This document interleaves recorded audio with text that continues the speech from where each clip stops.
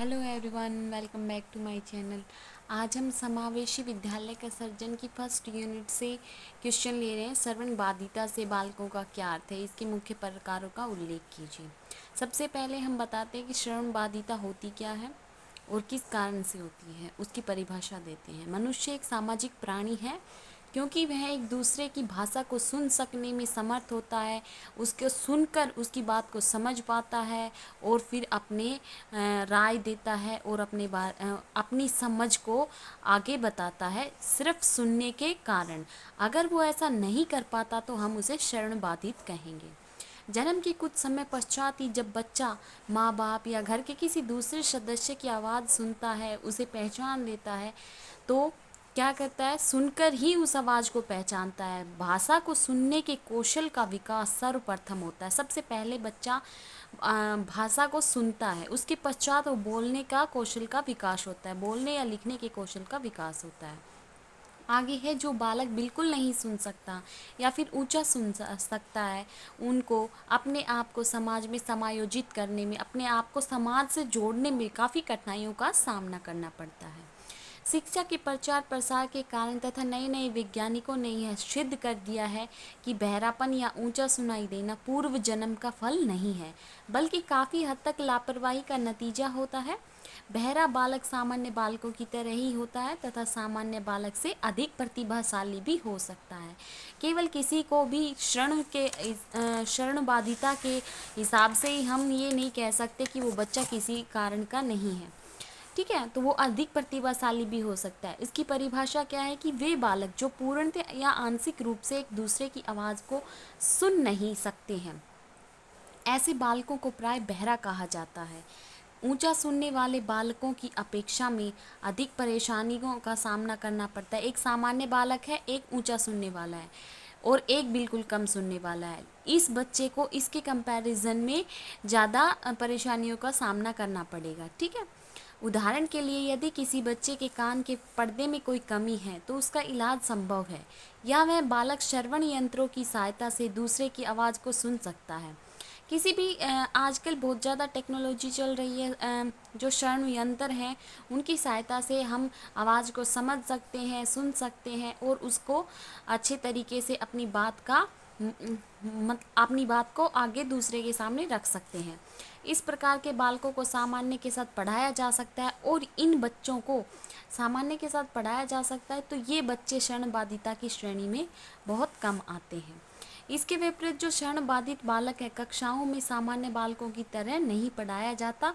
श्रवण बाधिता की परिभाषा इस प्रकार है: a deaf person is one whose hearing disabled to an extent 70 decibels. कोई बच्चा जो 70 डेसिबल तक हियरिंग कर सकता है, that preclude the understanding of speech through the ear alone with or without the use of hear ads.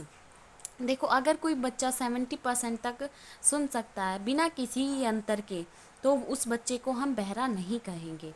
ठीक है, hard of hearing person in one whose hearing is disables to extend 35 to 69 decibel that make difficult. अगर बच्चा 35 to 69 decibel तक सुन सकता है, ठीक है, तो उसे बहुत सारी डिफ़िकल्टियों का सामना करना पड़ेगा। दैट इनके कंपैरिजन में 70 डेसिबल से इनके कंपैरिजन में उन्हें डिफ़िकल्टियों का सामना करना पड़ेगा। But does not preclude the understanding of speech through the ear alone with or without a hearing aids. But कुछ ऐसी होती है कि जो इन चीज़ों के बगैर भी नहीं सुन सकते। ये क्या कहा है कि कॉन्फ्रेंस की थी, एग्जीक्यूट की थी कॉन्फ्रेंस अमेरिका के स्कूल में, ठीक है, श्रवण बाधित बालकों के लिए। आगे क्या बताया है, किसने की थी ये? A deaf child or adult in whose sustain a profound 97 decibels or greater primary sensorineural hearing impairment prelingually. अगर कोई बच्चा या फिर बूढ़ा जो 97 डेसिबल या उससे ज़्यादा नहीं सुन सकता, तो हम उसको बहरा कहेंगे। ठीक है, जो क्योंकि उसके sensory neural organ sensor organ है वो काम नहीं कर रहे सुनने के लिए, तो उसे हम बहरा कहेंगे। ये क्विगली एंड क्रिट स्कैमर ने डेफिनेशन दी थी 1982 में। कान मानव की महत्वपूर्ण ज्ञान इंद्रिय है। बाहरी ज्ञान, जानकारियाँ, बाहरी ज्ञान हमें सिर्फ सुनकर प्राप्त होता है। हमारे कान से ही हम किसी की बातों को सुन सकते हैं, संवाद को समझ सकते हैं। सुनकर ही हमें वातावरण का एहसास होता है। देखो, हवा चलती है तो हमारे कानों को एहसास होता है, हमारी बॉडी को फील होता है, तो हम उन चीज़ों का एहसास कर सकते हैं। तथा खतरे का आभास भी हमें सुनकर ही होता है। जो बालक बिल्कुल नहीं सुन सकते, उनकी भाषा का ज्ञान बिल्कुल नहीं बढ़ता, क्योंकि हम सभी जानकारियों को सुनकर ही प्राप्त करते हैं। ठीक है। अब ध्वनि का जो परिसर है, ध्वनि किस अकॉर्डिंग तक चलती है। जैसे जो साउंड है वो 1 से 130 डेसिबल तक होता है। इसके अकॉर्डिंग कौन बच्चा कितना बहरा है, कितना नहीं है, उसके बारे में बताया। 2 प्रकार से उसके प्रकार होते हैं, पूर्ण बहरे और आंशिक बहरे। पूर्ण बहरे तो होते जो बिल्कुल नहीं सुनाई देता है, या फिर उनको किसी चोट के कारण या दुर्घटना के कारण, किसी बीमारी के कारण उनके कान खराब हो जाते हैं और उन्हें बिल्कुल सुनाई नहीं देता, उसे बहरे कहा जाता है। अब आंशिक बहरे हो गए जो बिल्कुल कम श्रवण बाधिता है।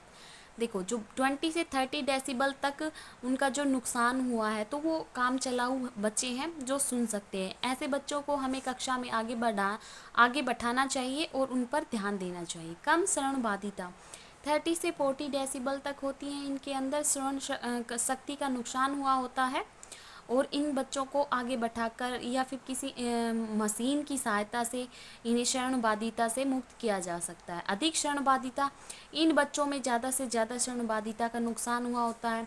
गंभीर श्रवण बाधिता, इन्हें काफ़ी हद तक नहीं सुनाई देता। और पूर्णतः श्रवण बाधिता, ऐसे बच्चे बिल्कुल बहरे होते हैं या उन्हें कुछ हद तक सुनाई देता है। ठीक है। ये डेसिबल्स के बेस पर है कि कितने पार्ट्स में, 5 पार्ट्स में डिवाइड किए गए हैं, किस तरीके से हम किसी बहरे बच्चे को किस श्रेणी में रख सकते हैं। आई होप आपको समझ में आया हो। तो मेरी वीडियो को लाइक कर दीजिए, चैनल को सब्सक्राइब कर दीजिए और कमेंट करके ज़रूर बताइए वीडियो कैसी लगी। Thank you.